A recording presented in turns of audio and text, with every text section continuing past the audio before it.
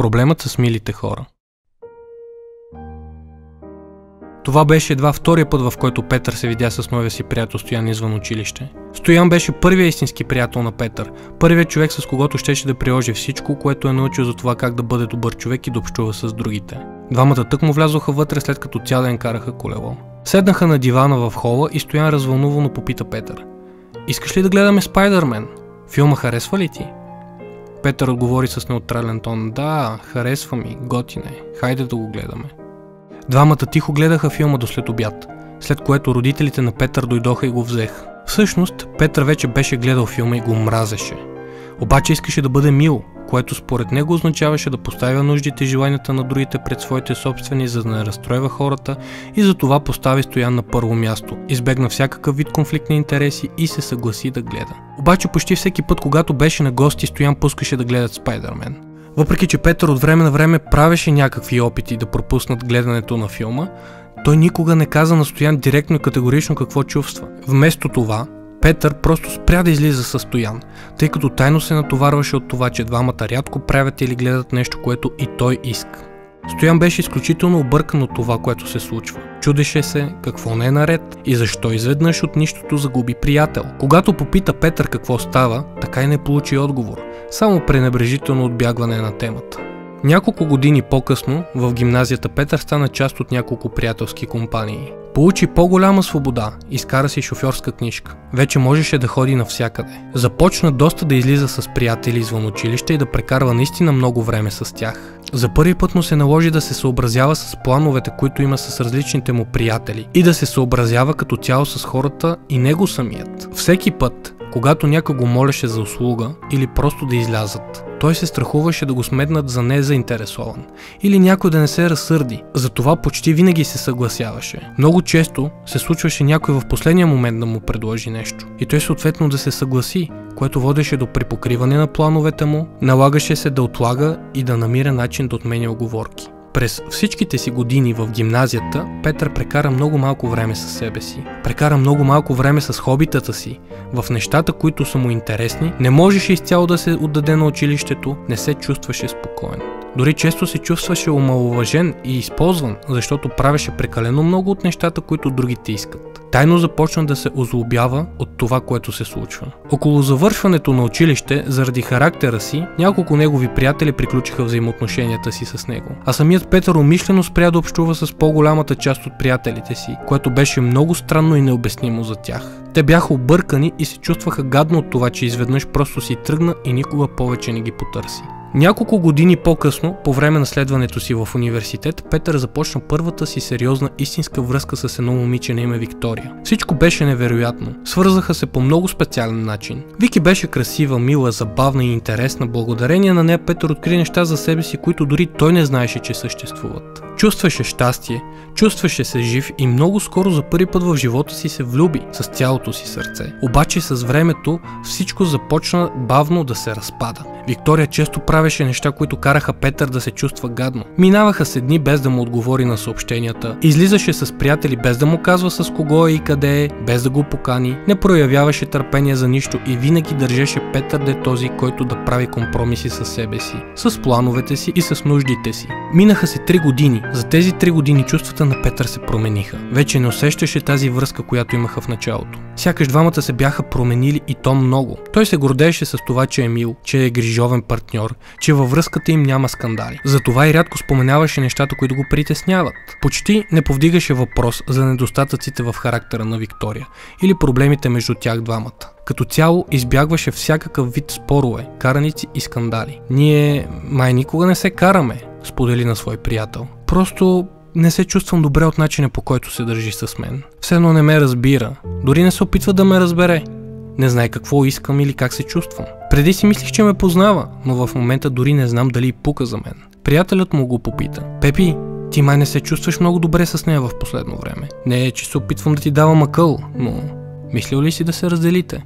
"Не знам", каза Петър. "Не знам дали съм мислил. Обаче искам нещата между нас да се получат. Не искам да й разбия сърцето и да я съсипя. Наистина не знам дали сме един за друг. Не знам дали тя ще може да се чувства добре с мен." Петър остана още около година с Виктория. Държеше се така, сякаш всичко е наред, но с времето все повече и повече се отдалечаваше от нея. Чашата преля, когато разбра, че Виктория му е изневерила.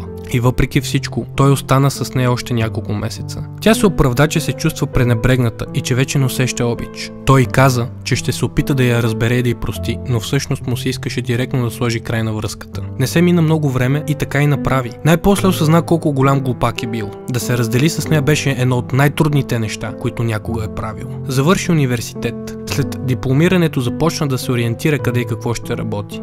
На 23 започна като експерт по цифров маркетинг в една компания за онлайн търговия. Много се вълнуваше.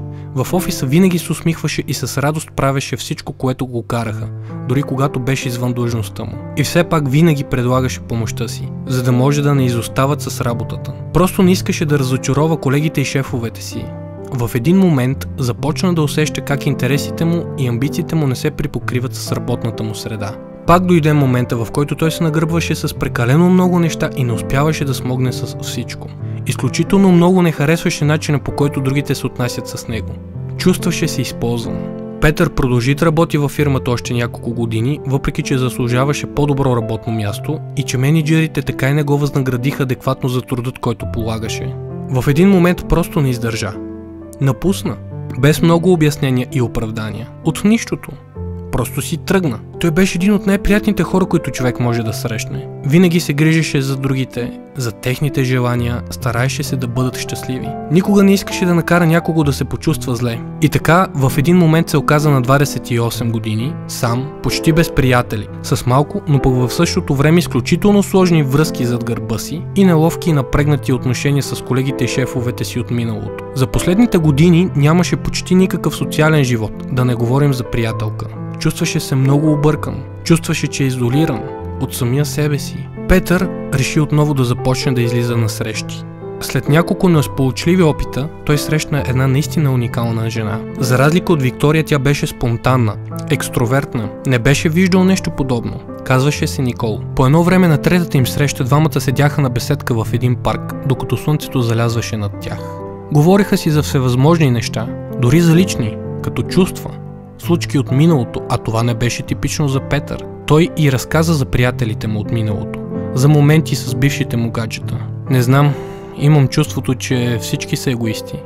Ако едно нещо със сигурност съм научил в живота, то това е, че всички хора на този свят са егоисти. Винаги хората ми използват, а аз просто съм добър. Вместо другите да са добри с мен, те ме прецакват отново и отново, каза Петър. Така е, прав си. Хората определено са егоисти, каза Никол. Двамата се погледнаха и замълчаха, но Никол реши да продължи. Обаче, трябва да те попитам нещо, ако това между нас ще продължи. Да, кажи, слушам те, отвърна Петър. Смяташ ли, че си от тези, които до такава степен искат да бъдат мили, че никога не се замислят за останалите?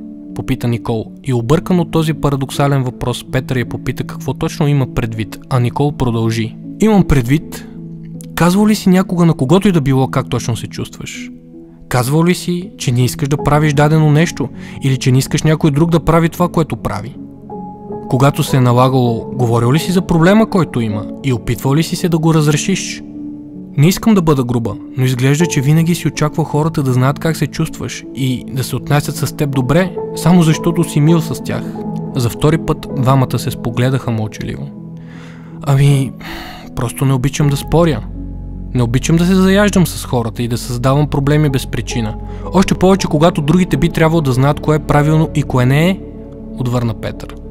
Да, обаче как някой ще знае, че има проблем, ако изглежда, че няма такъв? И кой би разрешил нещо, от което има полза, още повече, ако изглежда, че и на другия човек не му пука? Да си мил с другите не те прави добър човек, защото да си добър не означава да си траеш като нещо не е наред и постоянно да правиш саможертви. По-скоро да си добър се изразява във волята да се изправиш и да помогнеш да се решат проблемите по искрен и честен начин, така че в крайна сметка да е от полза на всички, дори това да означава да преминеш през трудности и да не се чувстваш комфортно, каза Никол. Всъщност, съм съгласен с теб, тихо измърмори Петър. Дали? Попита смейки се Никол. Просто казвам, че през живота ми съм срещнала много егоисти и знам какво ти е. Но някои хора от толкова старания да не бъдат егоисти се превръщат в такива. толкова много се съсредоточават върху това да бъдат харесвани и прияти от другите, че дори не се замислят до какво ще доведе тяхната в кавички доброта. Да се съгласяваш с другите не е признак, че ти пука за тях, а че ти пука какво те мислят за теб. Без значение какви са последствията. Това не е ли егоистично? Поне при директните хора знаеш къде е проблема, знаеш какво искат. Може гледната им точка да не е най-добрата, но поне достатъчно те уважават, за да ти я кажат. Петър имаше чувството, че с думите си Никол се противопостави на целия му живот. Извинявай, продължи тя.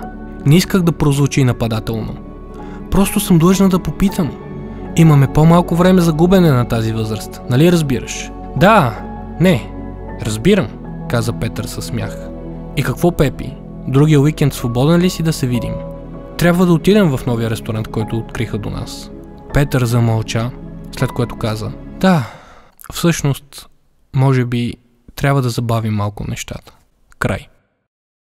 Надявам се този клип да е бил поучителен за вас. Доста труд хвърлих и единствената ми молба е да го споделите с някой, на когото ще му бъде полезен. И също така да ме последвате в Instagram. До скоро!